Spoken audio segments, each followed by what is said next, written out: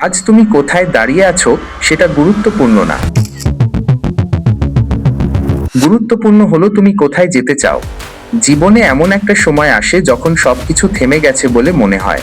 চারপাশে সবাই এগিয়ে যাচ্ছে আর তুমি একই জায়গায় আটকে আছো। মনে হয় আমার দ্বারা কিছু হবে না। কিন্তু সত্যিটা হলো তুমি এখনো হারাওনি, তুমি শুধু শুরু করোনি। এই পৃথিবীতে কেউ জন্ম থেকেই সফল না। যারা আজ বড় কিছু করেছে তারা একসময় তোমার থেকেও খারাপ অবস্থায় ছিল। তাদেরও ব্যর্থতা ছিল, কষ্ট ছিল, অপমান ছিল, কিন্তু তারা থামেনি।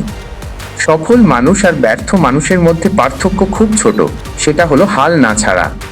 যখন তুমি ক্লান্ত হয়ে পড়ো তখনই বেশিরভাগ মানুষ থেমে যায়, আর যারা থামে না তারাই ইতিহাস তৈরি করে।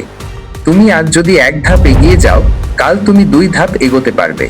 কিন্তু তুমি যদি আজ থেমে যাও, তাহলে কালও তুমি একই জায়গায় থাকবে। তুমি হয়তো ভাবছো তোমার কাছে কিছুই নেই, কিন্তু তোমার কাছে সবচেয়ে বড় জিনিসটা আছে, সময়। সময়ই তোমার সবচেয়ে বড় শক্তি।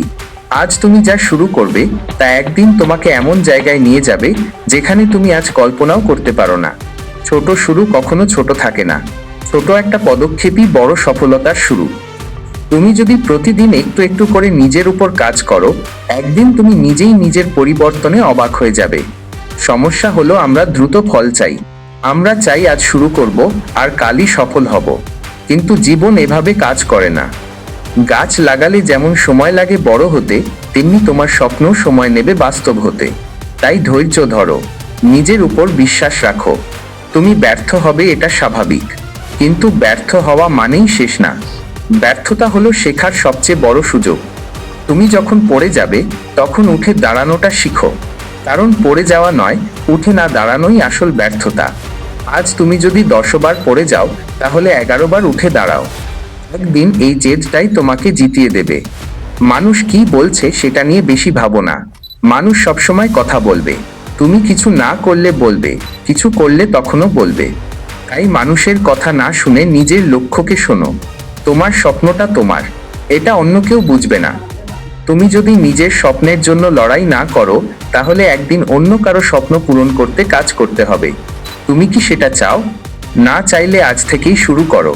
পারফেক্ট সময়ের জন্য অপেক্ষা করো না, কারণ পারফেক্ট সময় বলে কিছু নেই। তুমি শুরু করলেই সময়টা পারফেক্ট হয়ে যাবে। তুমি যদি এখনই শুরু না করো, 1 বছর পর তুমি আফসোস করবে, ইস, আজ থেকে শুরু করলে আজ এত দূর যেতে পারতাম। এই আফসোসটা যেন তোমার না হয়। আজকের দিনটাই সবচেয়ে গুরুত্বপূর্ণ, কারণ আজই তোমার ভবিষ্যৎ তৈরি হচ্ছে। তুমি আজ যা করছো সেটাই তোমার আগামীকাল নির্ধারণ করছে। তাই সময় নষ্ট করা বন্ধ করো। মোবাইল স্ক্রল কমাও, নিজের স্বপ্নে সময় দাও। নিজেকে প্রতিদিন একটু একটু করে উন্নত করো। কেউ তোমাকে এসে সফল করে দেবে না, তোমাকেই নিজের জীবন বদলাতে হবে। তুমি যদি নিজের দায়িত্ব না নাও, তাহলে কেউ এসে তোমার জন্য কিছু করবে না। নিজেকে বদলাও, নিজেকে শক্ত করো। কঠিন সময় আসবেই, কিন্তু সেই সময়টাই তোমাকে শক্ত বানাবে। তুমি যদি সেই সময় হাল না ছাড়ো, তাহলে কেউ তোমাকে থামাতে পারবে না।